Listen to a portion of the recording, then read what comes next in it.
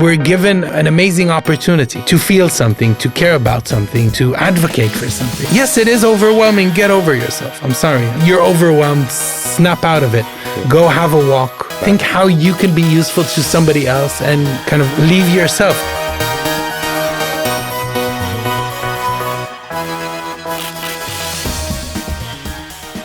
So, you know that about, 2.5 years ago, I went to Detroit for TED Countdown. Yeah. I was working with some of the speakers, and means I get to be in rehearsals. And normally rehearsals are a bit stressful because you know it's like the moment in which it kind of shows whether your speaker is has done their work or not. Yeah, Anyway, everybody's having an existential crisis. Yes, yeah, you've been in those rehearsals, you know. So it's rough. I went early, just like get myself calm, or I had many speakers or whatever it was. I was there for a long time, and I saw a speaker speak who wasn't one that I had worked with, and I was that person in the audience who was just in tears, like just sitting, really? I was sitting.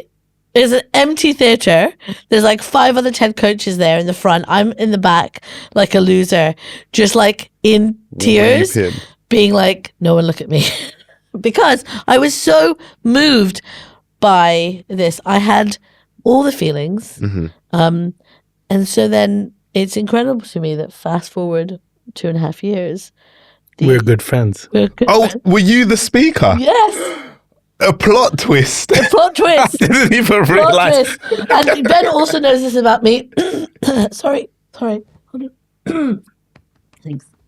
Ben also knows this about me, that I will make people be friends with me because I've done it to you, and now I've done it to our guest this week as well. So I'm just thrilled that we get to talk about the idea that you presented at TED. It was more than an idea then, but for us it felt like an incredible vision, and now it's coming to life, and I'm thrilled. So let me actually tell people who. Okay, right. Do the real intro. Amir Nizar Zuabi is an award-winning theatre writer and director, and founding artistic director of the Walk Productions. You will best know the Walk Productions for one of the last pieces they did, which was a project known as Little Amal, a 12-foot puppet of a 10-year-old Syrian refugee child that became like a global symbol of human rights, of empathy, of humanity, and she has walked all around the world. She's met the Pope, not our current Pope, obviously. I was going to say. Our previous Pope. Yeah. And so Nizar is here to tell us about his latest project, which is happening as we speak. Are you excited? We're in the throes. I am excited. I just want to know, are you tired? You must be shattered, mate. I'm pretty tired. right. Shattered is a very good expression. Right. Tell us why you might be tired. What are you in the middle of? Tell us about this project. 7 weeks ago, we started a very big project that we started in Kinshasa, in the Democratic Republic of the Congo. And it's taking a big herd of wildlife from the Congo rain basin all the way to the Arctic Circle. But the wildlife is not real because that is frowned upon. So they're puppet animals. And we're creating big artistic public arts, big interactions in city centers. The idea is that nature comes crashing into us. It's an alarm bell, but a beautiful alarm bell. It's not here to make us despair, but it's here to make us care or to make us rethink our stance. And we've been doing this now. We've done events in Kinshasa, in Lagos, in Dakar, in Casablanca, Rabat, and Marrakesh. And I'm now in London as the animals are crossing the sea. I get a couple of days to see my family. Right. Which is also important. Yeah, also valuable. So this project is called The Herds. What is the size of this herd? Tell us a bit about it. Well, the herd keeps on changing. It's not a constant thing. It changes mainly based on the amount of participants we have in each city. The herd is fueled and is propelled in the cities by the local participants, which is, I think, for me, kind of as a vain artist, and we're all vain artists, you kind of go, I'm going to create these amazing artistic events. But one of the most moving things now, doing it for almost 2 months, is actually going to a city, training a big number of people, and then having these people walk the herds through their own neighborhoods, through their city. They become, the citizens become agents of something. And so the size of the herd depends very much on, but we're talking about a lot of animals. Yeah. And I think one of the things that maybe it's harder for us to imagine is these are life size, right? Really? Like an elephant, a life-size elephant? A life-size elephant is one. The elephants, the giraffes keep on giving us trouble because they don't fit into most places. Right, you can't transport them. So I had last week I had the literally ridiculous moment of walking around the Kasbah of Rabat in circles. Actually Saleh, which is the next town to Rabat, in circles for an hour and something with my technical crew, trying to see how a giraffe can actually walk through the Kasbah.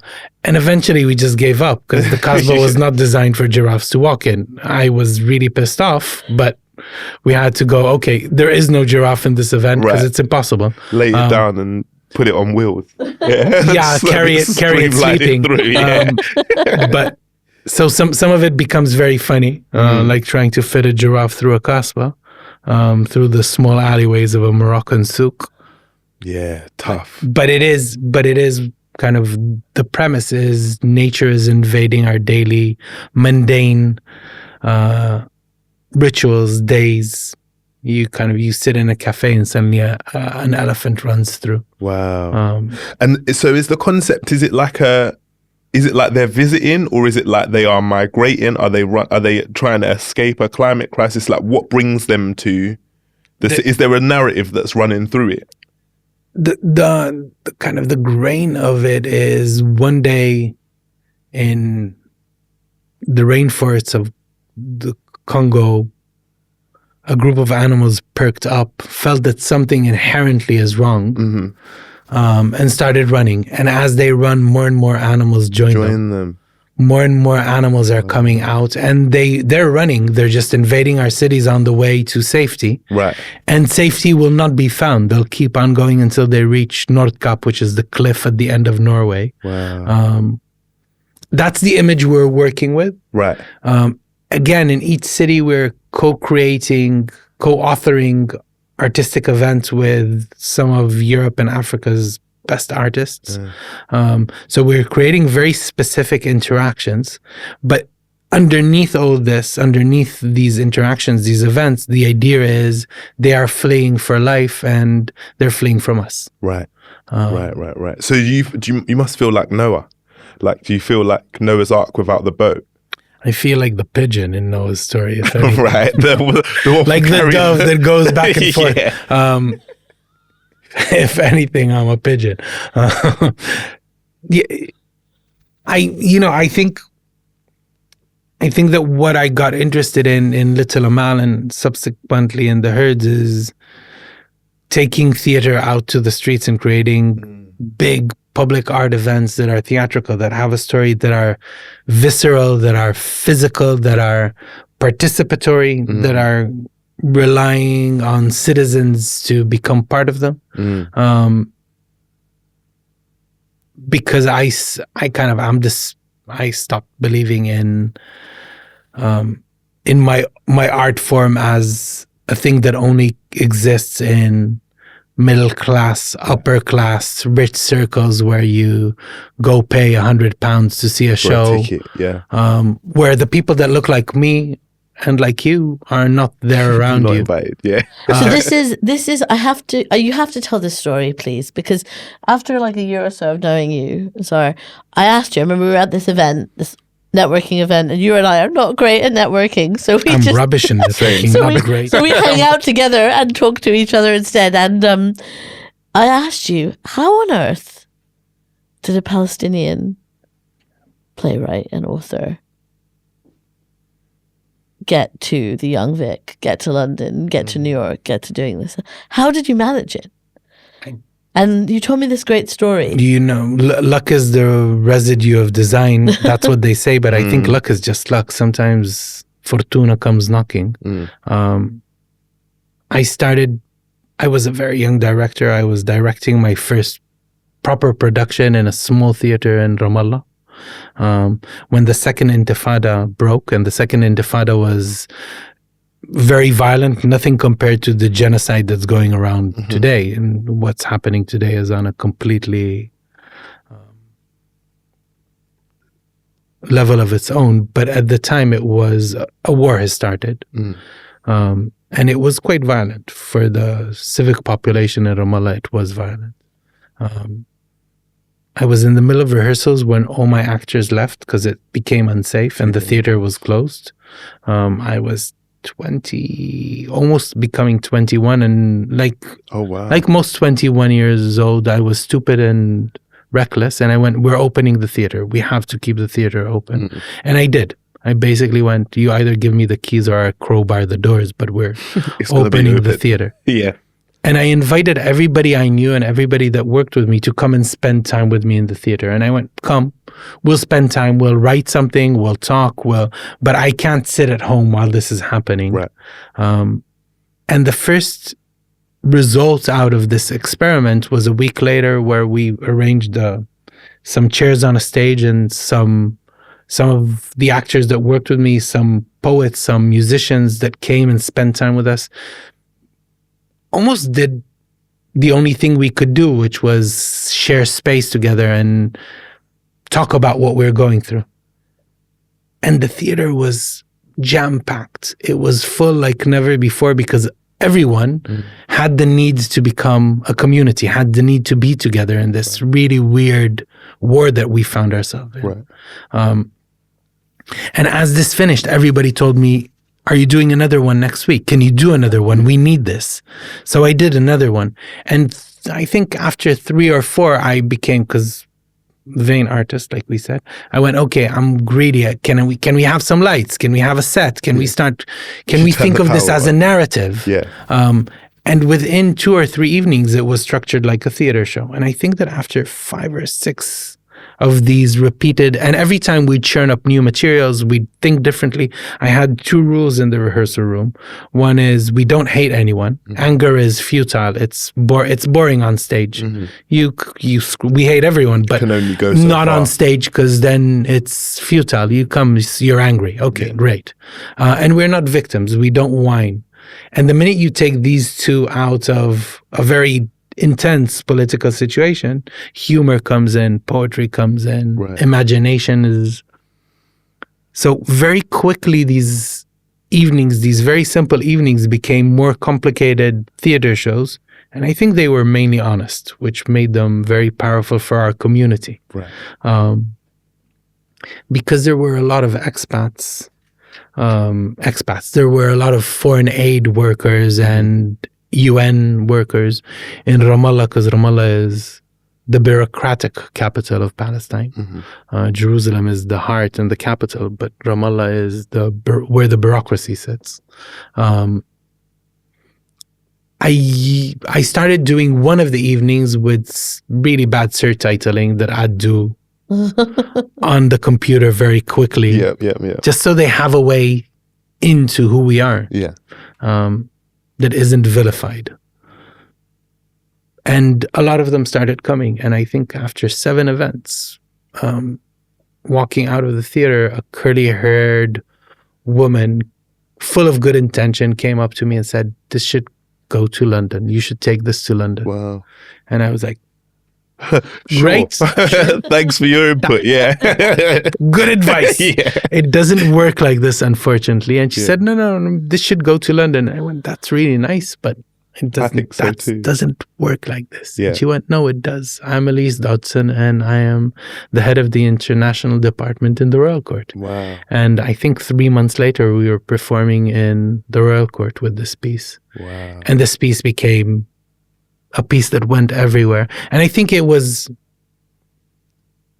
mainly because it was a real reaction, but an honest, simple reaction to something, that it kind of became a show that went everywhere, literally. We traveled for years. And that's how David Land was just starting his tenure in the Young Vic, a tenure that became legendary in English theatre because he took that place and turned it into revolutionized it. Yeah. One of the most interesting theatres in London, if not the most interesting at the time. He invited us to do a proper run because the Royal Court run was quite a short one, and then then a relationship was created, and he invited me to come and do more work for the Young Vic, and we became very close. Fast forward when he was thinking of Little Amal, when it was still a vague idea, I was invited to take part and become kind of one of the people that helped shape it. And now we're doing the Hurst together. How cool is that? That's crazy. And do you know what I love about it? This is me getting into my pseudo artistic philosophy bag here, but I do feel like theatre isn't really theatre unless it's about community. It doesn't exist in isolation. It only exists between people, and it is in some cases the transfer of that energy, of creative energy between an audience and performers, or including audience as performers. So has your work always carried that undertone of needing audience to be a part of what's generated? Or for me, there is something really, really marvelous about the fact that the lights come down and there's a community. Right. A community is created because there's a group of people consuming a story. Yeah. And that's how communities are shaped throughout history. Communities are their story. Theater is immediate. It's an immediate community maker, community, group, society. Community is a problematic word in white England because it means poor people. Right. So I'm just going, when I say community, I don't mean black and brown people. I mean a group of people, right. All creeds, all colors, all shapes, all genders. But so kind of taking away the community as poor people, the minute lights come down and there's a story consumed, there's a community created, there's a society that starts to take shape. Doing theater, and I am a political creature, and I've been in this country for 3 years. I'm 48, so most of my life was spent in Palestine creating theater that matters for people who live in Palestine. Yeah. I was very lucky that a lot of the theater I created in Palestine was also invited or deemed important internationally, and we toured a lot, and I'm very proud of these years where I took shows from Palestine and told a different story about my home country, from what is usually the vilified Islamophobic version of our reality, right? And for many years, that's what I did. When you're working in Palestine, there's always a vicinity, there's always a closeness, because theater is not this, there is no the National Theater, a big. Right. I worked for years in the Palestinian National Theater. It's not a national, and it's not a, you can argue if it's a theater, but it's a place where things happen. Yeah.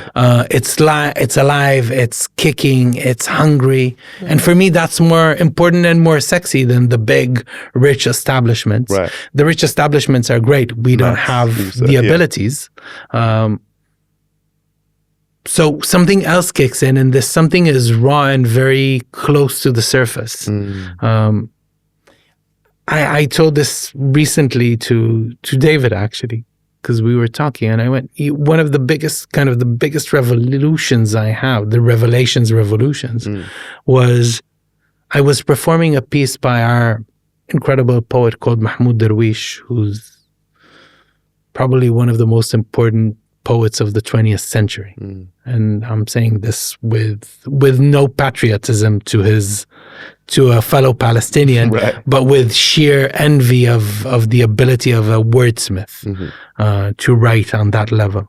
But I took a poem he wrote and adapted it into a play, and it toured quite a lot, and it opened the Edinburgh Festival and it toured all over, and it also performed in the Bouffe de Node, which is probably one of the most important theaters at the time, led by Peter Brook, the legendary English director that created this very important theater and research center in Paris. So the Bouffe de Node was at the time a holy grail for any theater lover in the world. Performing there was the peak of aspirations for a theater maker. And we performed Jadariya there to great success. Audience loved it, got great reviews, great. A week later, I performed Jadariya, the same piece, in a makeshift garage in Hebron.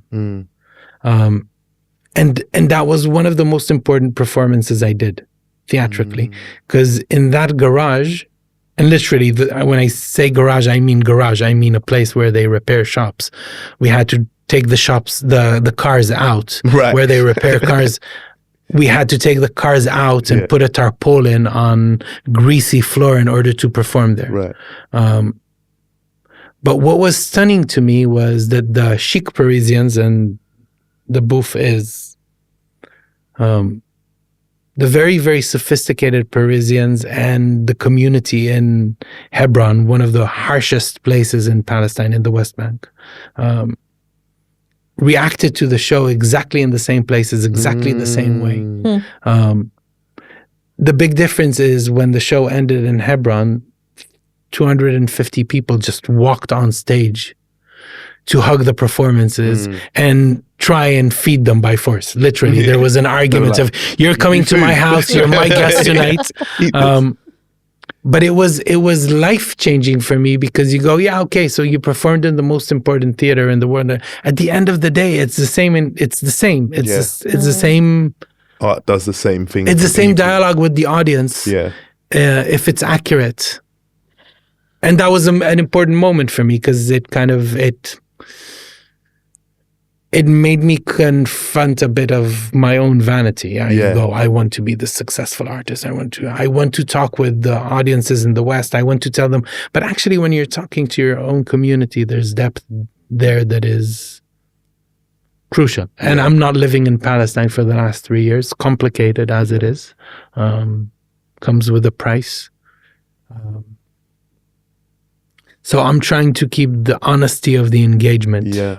When I try to do things. One of the things for me is to take it out to the streets, to kind of rep the appearance of culture. Yeah. Because there's one word I hate in English, it's culture. Culture. Yeah. So this is a question I have for you is for people who are listening and are not familiar with Little Amal, I encourage you to go and look at the incredible videos, the social media, the movement that it still is. What brought you to the Hurst? Because Little Amal is one massive 12-foot puppet of a little girl, very emotive, about, like very on the surface about the refugee, a refugee. The Hurst is climate, it's nature, it's biodiversity, it's migration, it's many, many puppets. It's a different scale. Why this topic, and why in this way? This topic is very simple. When we were walking with Amal, a lot of the refugees came from the Sahel. And when you talk with them, it's not theoretical. It's not the Detroit gang that hangs around TED conference talking in theory about climate change. Yes. These are people that are fleeing because of climate change. It happened to them. Yes. And there's millions of them. Yes. It's not, once you leave affluent Europe or affluent America, where it's still, in America, you can argue if LA burning is climate change or just bad weather. When everybody knows it's not just bad weather. But when all the fish are gone, or when there's a drought. But when rivers are disappearing and forests are becoming deserts, and it's happening to your home, it's real. And talking to quite a lot of these people, you go, okay, there's an underlying, I come from a very political place. There's an underlying political situation that affects everyone. It affects Trondheim in Norway, and it affects Kinshasa, and it's visible in both. You know, in Trondheim, you know climate change is happening because the ice caps are melting. In Kinshasa, you know that climate change is real because the floods are worse every year, and it's because of erosion of ground. It's because forests are disappearing. You know, these are not theories anymore. So, and again, and let me be political and blunt. And the root cause of both of them is the same root cause of what's keeping a war in Palestine alive. It's the same culprits. It's the same big corporations. It's the same duality of oil money and corruption and lobbies and arm dealers that are keeping this system.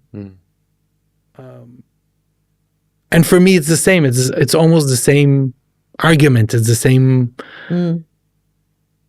So it is personal for me. Obviously, you also know my children. I'm a father of 2 young children, and sometimes when I talk to Noor, he goes, literally recently, he went, yeah, but for us, it's going to be different. Who knows how it's going to be in 50 years?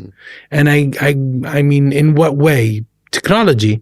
And he goes, Dad, technology, air, I don't know if we can breathe in 50 years. And when your son says this to you, you kind of go, okay, can we cut the La La Land? Can we cut the charade? Can we stop talking about it and do something? And I can only do what I do, which is theater. I wish I could be a very efficient businessman that can create, but I'm a storyteller, and that's my tools. So limited as they are, but these are my tools. And I do believe they make a small difference. And the small difference is, again, I think that the minute a community is listening to a story, there's a community. And I think that's a commodity that is very, very powerful used correctly. One of the most striking images so far from the herds for me has been the herd floating down through this. I mean, what do local people call it? This part, Makoko. Yeah, in Nigeria, in Lagos, which is one of the poorest communities, will be, if not already, one of the communities impacted first, and already by climate change. Is Makoko a river? Will you tell us? Can you, for people who haven't seen this, will you tell us? Because for me, this is one of the most striking images so far. Makoko is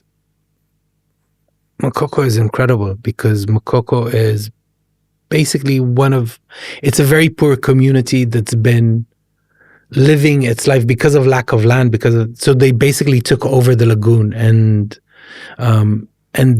they live in houses that have stilts in the lagoon. The lagoon is not necessarily a freshwater nice lagoon. It's polluted and it's on the industrial bay of Lagos. Lagos is the biggest growing city in the world. The tiger of Africa, and is an incredible place. Kind of the amount of energy in any given street corner in Lagos is enough to make the world spin faster. Creative energy, resilience. And all of this is encapsulated in the most humbling way in Makoko.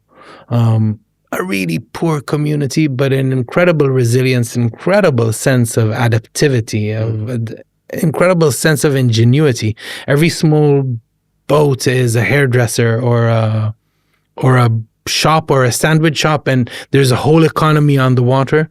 It's the reversal of Venice in every aspect possible.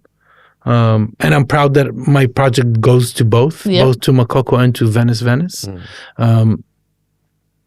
And part of the reason why it was really important for us to go to Makoko was the ability to show the resilience of this community. Yes. They are very, very exposed to climate change. You know, any change in the lagoon water affects them immediately, but they are also probably the future. Yeah. It's a somber, chilling glimpse into the future. I think that anybody that talks about climate change and sea rising should at least visit Makoko, or at least Google Makoko and spend some time, because that's how the future will look like for many, many, many communities. Right. And they have elevated it into an art form of resilience. And, you know, in many places around the world, when you talk about the end of the world, people smile because the world ends every day multiple times. Right. You know, I grew up in a place where the end of the world happens tomorrow or happens in an hour. It's a constant effect.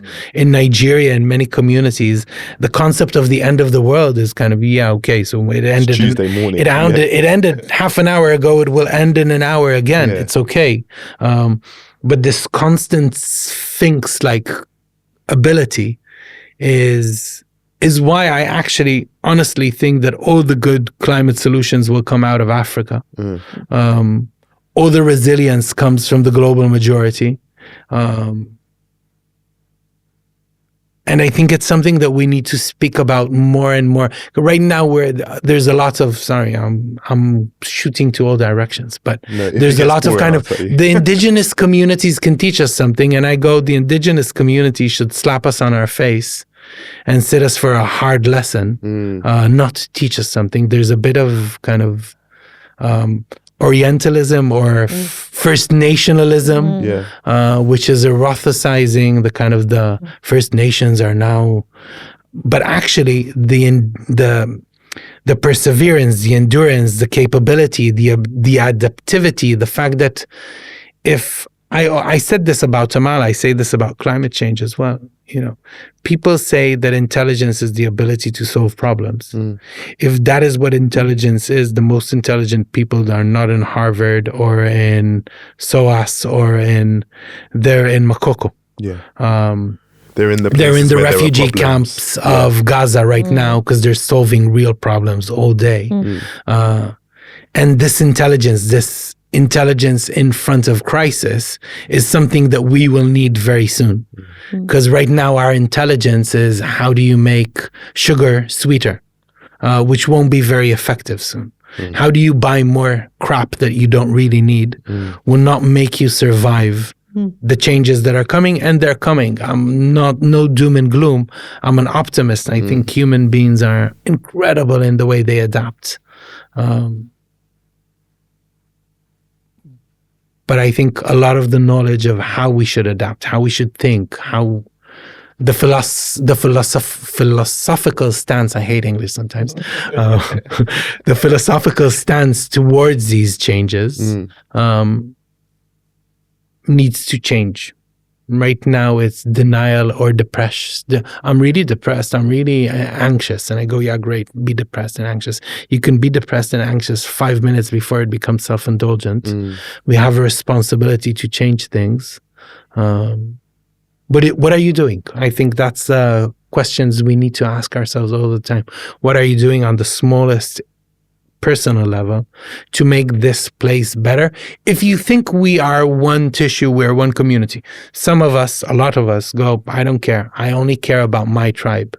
And my tribe is the only tribe that matters. And in the name of that tribe, I can do whatever else to anybody else. It doesn't matter. It could be the tribe of rich people. It could be any other tribe. I want to keep on fighting for something else. And so you mentioned, sorry, just a quick question. You mentioned Venice, you mentioned Makoko, I feel like you've mentioned a couple of different places. Is there a planned route that you're taking the puppets through in terms of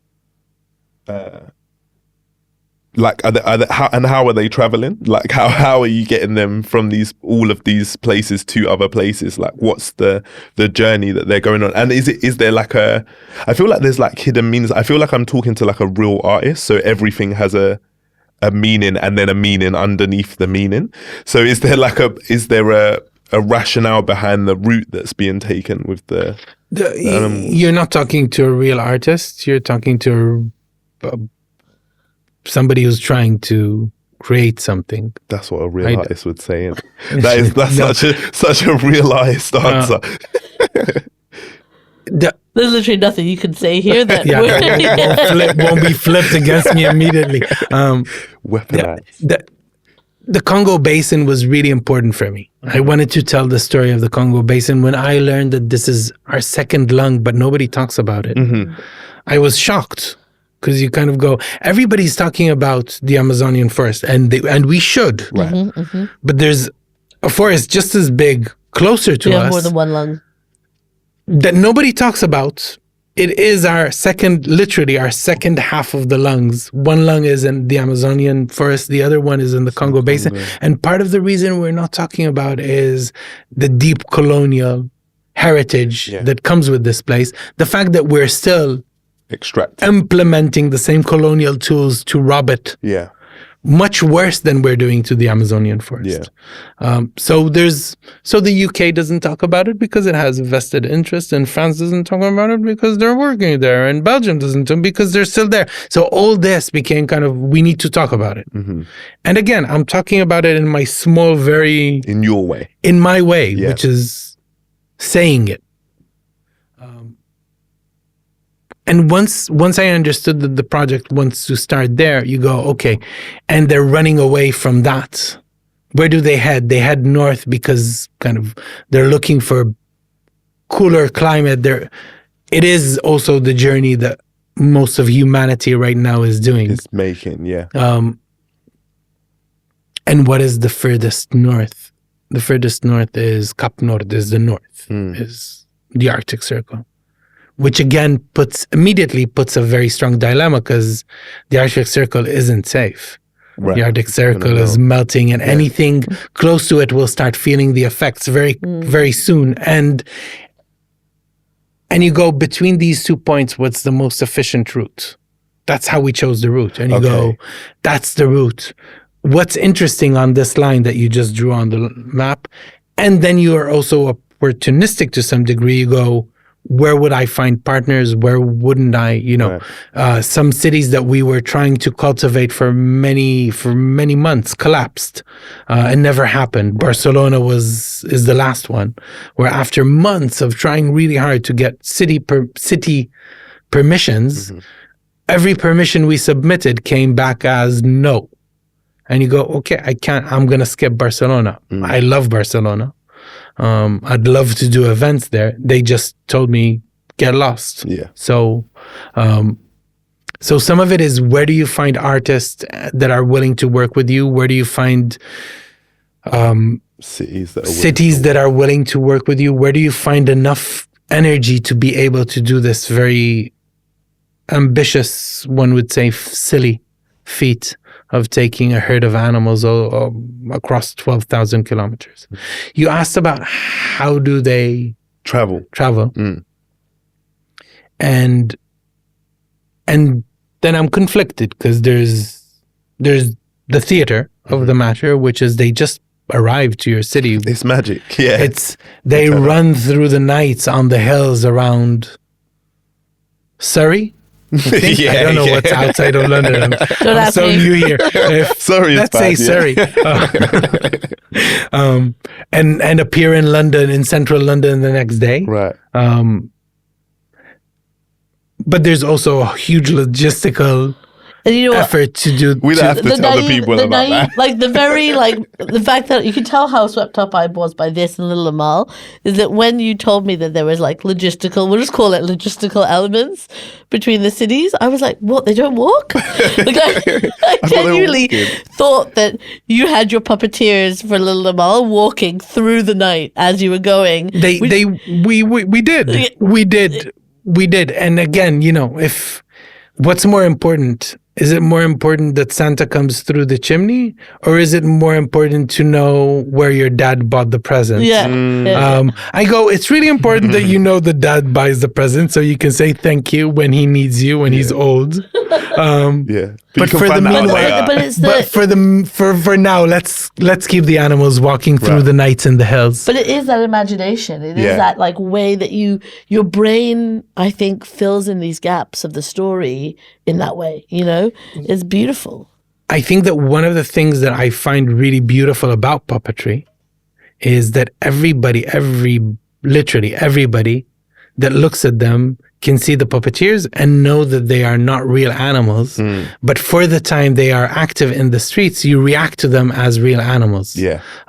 For the time that Amal is visiting a city, people go, she's a real 10-year-old. She's obviously not a real 10-year-old. You can see the puppeteer that is in her chest, and real 10-year-olds don't have puppeteers in their chest generally, and are not almost 4 meters high.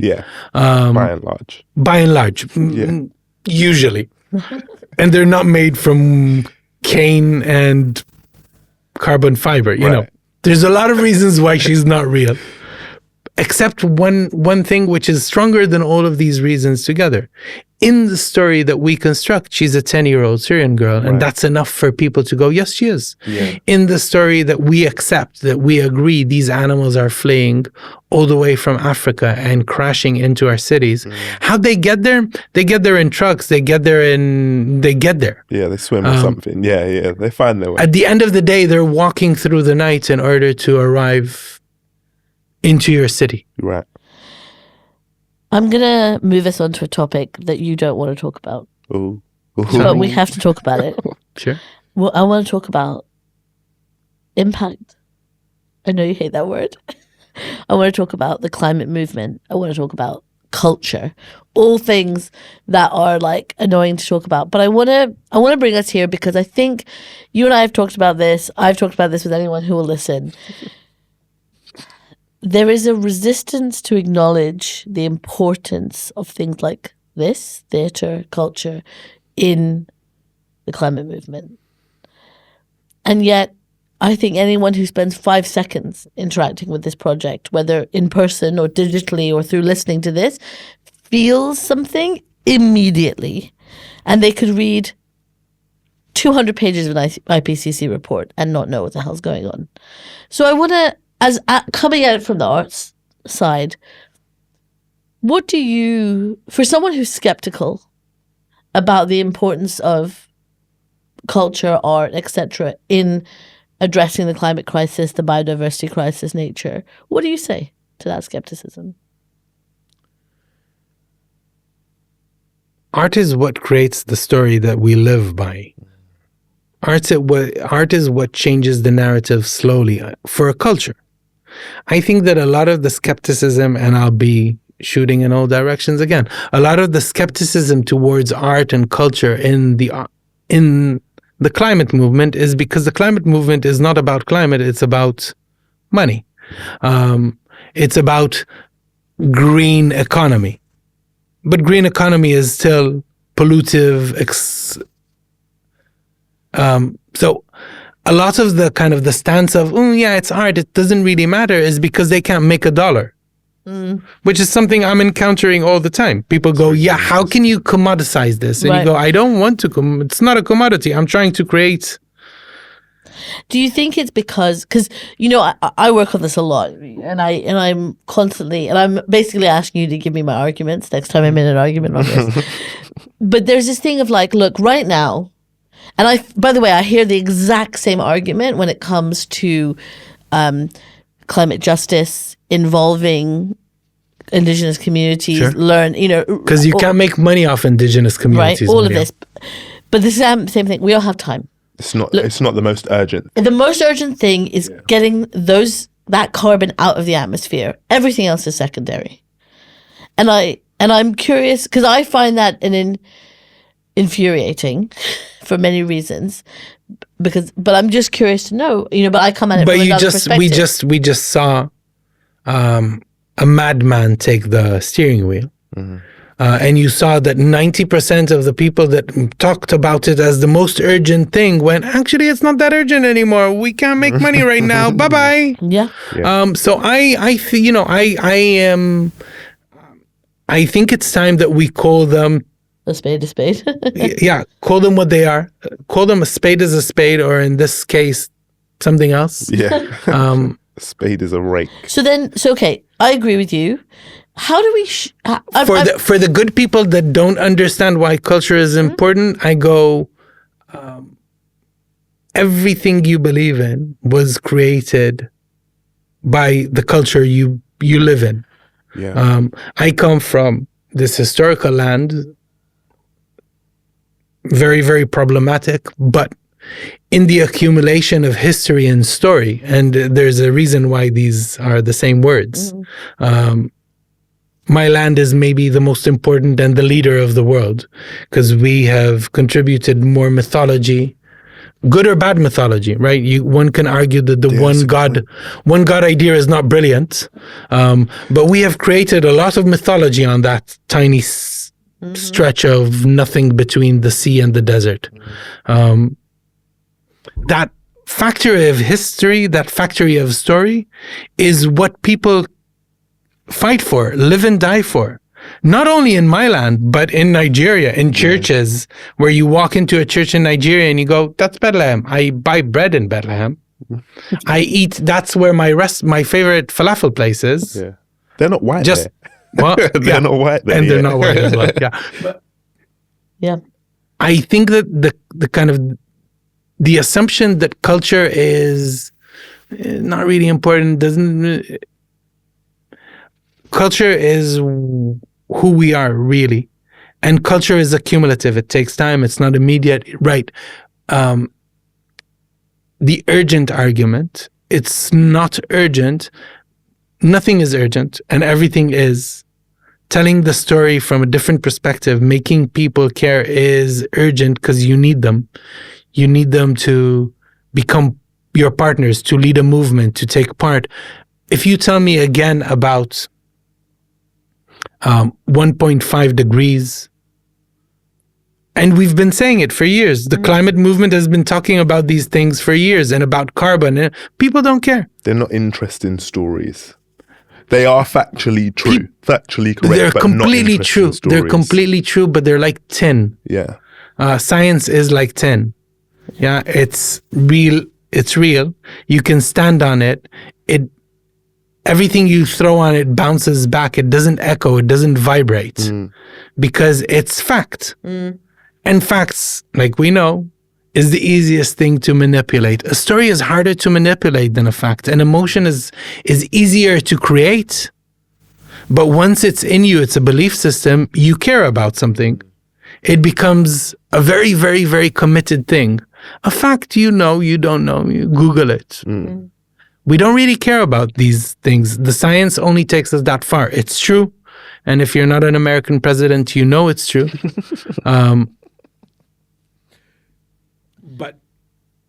But it only goes that far. Yeah. For me, it's the both and of it. You know, we've got these statistics that say like 86% of people know climate change is real. They want their governments to do more, et cetera, and yet we're still stuck here. And I think it's because the both and. You need the science. Sure. Because you need half the picture, and then the other half the picture is culture, feeling, emotion, the things that actually move people beyond the yes, I know. And it's one Spielberg movie changed our relationship with the sea forever, right? It takes one genius, not me. I'm not for a second thinking that the herds will change, but it takes one genius to create a complete narrative shift, relationship shift with a topic, with subject, with material, right? For years, our generation would walk into the sea going, uh-oh, because of sharks, because of Jaws for years. Yeah. That change, and that changes change. Yeah. Yeah. And I think sometimes we forget the effect, the real huge effect that stories can have on us, even in our modern life. If there is, someone listening who is feeling like they want to have impact. They want to do something in the world. They want to do that through the medium of art, whatever that might be for them. I've heard you talk beautifully about the idea of impact. How can someone think about that doesn't feel overwhelming and that doesn't stifle them? Again, I think, and that's why I'm conflicted about the word impact, because obviously we immediately we take out our measuring tools. Men love these tools. And we start comparing what did who and how can, and you go, not everything is measurable. The seismic movements of the soul that are just as big as the tectonic plate movements are not completely measurable. The change of your attitude towards something is a long process and an immediate thing, and it's not totally measurable. If you go, I don't know if what I'm doing has any impact, you're already asking a good question. It means you want to affect the world, hopefully positively, right? That's already huge. When I'm asked, what is the impact of the thing you do? I go, I don't know. I hope it has some impact. I'm doing it honestly to try and touch people, to try and move people. Can I tell you for certain that I did? I'll be lying. I don't know. I can only judge according to the reactions to me. And in a way, I'm creating energy, and I hope this energy turns into something else bigger than what I created. And I think this is true when my 11-year-old Tamara asks me, Dad, what can I do? And I go, you can do a lot of things. You can read about it, learn about it, care about it. Find one thing that you're interested in. And it could be birds in your backyard, or it could be I'm going to now dedicate my life for ocean preservation. Or it could be I'm really, really, really, really, really committed to carbon. And I'm going to donate this sum of money to this cause. We have many, many ways to affect the world. The one thing that we don't have the luxury of is being indifferent. And the minute the stance is, I care and I want to do something, it's great. Fail. Do a bad job in doing something. I'm a Palestinian. I'm a complete failure when it comes to Gaza. Everything I tried did not stop the war, and everything I try feels like a vain attempt to be heard. But I'm still trying. I'm agonizing about my lack. I'm agonizing about the fact that I'm doing a climate-related project when I should be leaving everything and going to volunteer in a hospital in Gaza. And there's many reasons why I can't or I can, and there's always reasons. But at the end of the day, I care. And the fact that you care is a big part of the equation. The minute people become indifferent, we lost them. It's like love. You can hate your partner. There's still a chance. The minute you're indifferent to your partner, that's it. Go. Separate. Live better lives alone. You can fight, you can argue, you can feel like a failure, you can hate them for a day and you love them for the next. But there's energy there that is worth fighting for. And I think our relationship with the world is the same. Maryam knows me a bit. I'm like this. With my relationship to this place, to the country that's hosting me very generously. That was sorry for listening. Yeah, that was up and down. Gesticulation. I'm like a yo-yo emotionally, especially in the last 2 years, but also before. And I'm not ashamed that I'm like a yo-yo. I care. I want to be passionate about things. I don't understand the kind of maybe. I go, no, we're given an amazing opportunity to feel something, to care about something, to advocate for something. Yes, it is overwhelming. Get over yourself. I'm sorry. You're overwhelmed. Snap out of it. Go have a walk. Think how you can be useful to somebody else, and kind of leave yourself, because sometimes we get overwhelmed by us. It's me, and I go, yeah, you, great. Take that energy, put it into go help a local homeless shelter. It doesn't need to be climate. It doesn't need to be Palestine. It needs to be you being part of a bigger tissue of life. And if you care about the homeless people, very quickly, I hope you'll care about Palestine. And you'll care about climate. Black Lives Matter, climate, and gender rights. I think it's all about, for me, they're all connected and they're all about the same thing. It is, how do I become a compassionate, useful, meaningful human being to my fellow human beings? I really like that. I don't know what's been going on with these episodes recently. I feel like I'm just sitting in like a philosophy lecture. Yeah, no, I mean, now you know how I felt sitting in that audience. About that. Okay, we're going to get kicked out of the studio very soon, so I have one last very practical question for you. The Hurst is coming to the UK. It's coming all across Europe.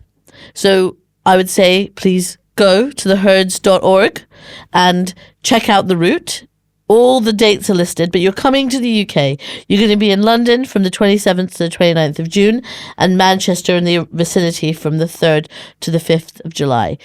Can you give us some snippets of what people can expect? We're going to stampede across central London. We're going to create big events here.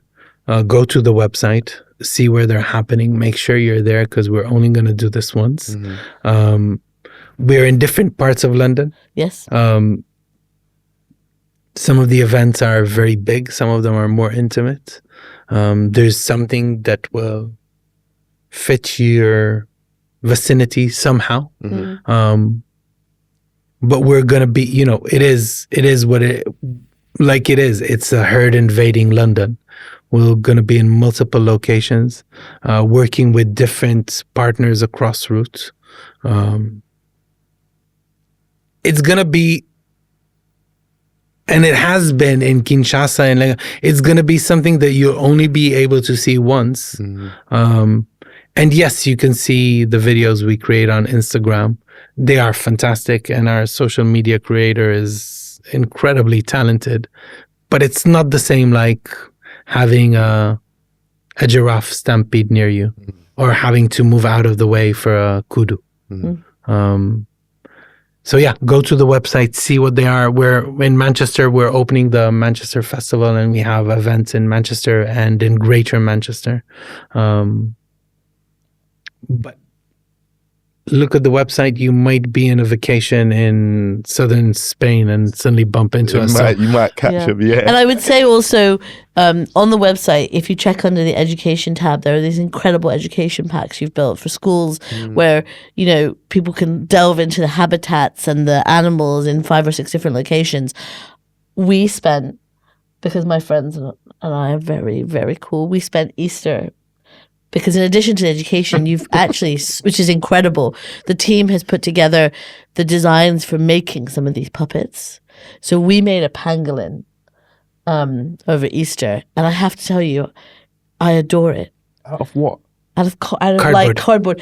And we collected cereal boxes and things for a week, and we all sat together and we made a pangolin, and it's just the most incredible thing to see it come to life. And so if you want to have a bit of that herd magic in your life before they arrive in your city, I kind of encourage you to do that. I kind of can't wait to go make myself a hedgehog next. Yeah, and we've got city participation everywhere. So kind of look at the website, see how you can get involved. Yeah, you can actually join and become a puppet You trained. can come and train with us and become a puppeteer. How fun, right? And how's your muscles? Like an aardvark. Bad. I'm not going to be a puppeteer. In case anybody's wondering, because I just Googled what a pangolin is. It's like it's the most endangered animal in the world, I believe. Is it one of the rolly ones? It's the one that rolls up. Yeah. It's beautiful. Once you build a pangolin, you care about it for life. Yeah. Yeah, and in the education pack, and that was the idea, that the education packs are, you get to build an animal, and through the animal, learn about the animals, sometimes very endangered species, but also about the environment, the people, the habitats that this animal lives in. There's lots of goodies on our website. They're all free. And actually, we download had them. your pangolin expert on an episode of Climate Curious recently, and if you check out the videos on our page, he brought a pangolin on screen. Nice. A real pangolin. A real pangolin. Yo. I was not there. I would have been. I literally feel like we could continue this conversation for 2 more hours. We Maybe must. you'll come back and talk to us again. Whenever you Please. invite me. Thank you so much for sharing and Thank for you this so work. much, man. We're super excited to see it come to life in London, and yeah, it's Yeah. Oh, remember. See you on the streets with puppets. Yes, See you on the see streets you with on the puppets. streets with puppets. And remember, stay curious. Thank you for joining us this week. We really hope you enjoyed this episode. If you did, please hit the follow button to make sure that you get next week's releases. And why not reach out with your very own climate confessions? While you're at it, please leave a rating and a review. Now, let's shout out to our fabulous team behind the pod. Executive produced by Josie Colter. Produced by Ben Beheshty. Music also by Ben Beheshty. Communications by Tara Cooper and Issey Gladston. Curation by Deesha Chandra. Hosted by Ben Hurst. And Maryam Pasha. And remember, Stay curious.